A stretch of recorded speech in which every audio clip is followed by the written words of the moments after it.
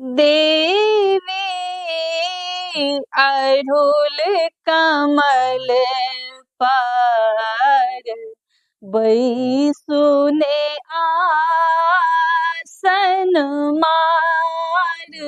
देवी अड़हुल कमल पर बैसुने आसन मार।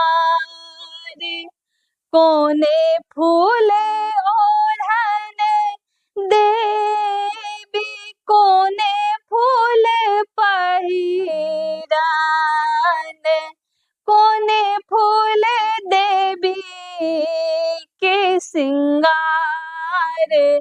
कोने फूल देवी के सिंगार। देवी अड़हुल कमल पर बैसुने आसन मार। बेली फूल ओढ़न देवी चमेली फूल पहिरान। अड़हुल फूल देवी के सिंगार।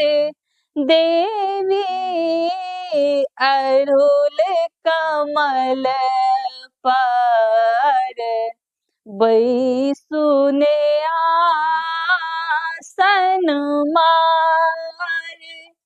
पहिरे ओढ़िए देवी गहवर ठाढ़ भेली। कर लगली अब लागो हार। कर लगली अब लागो हार। देवी अड़हुल कमल पर बैसुने आसन मार।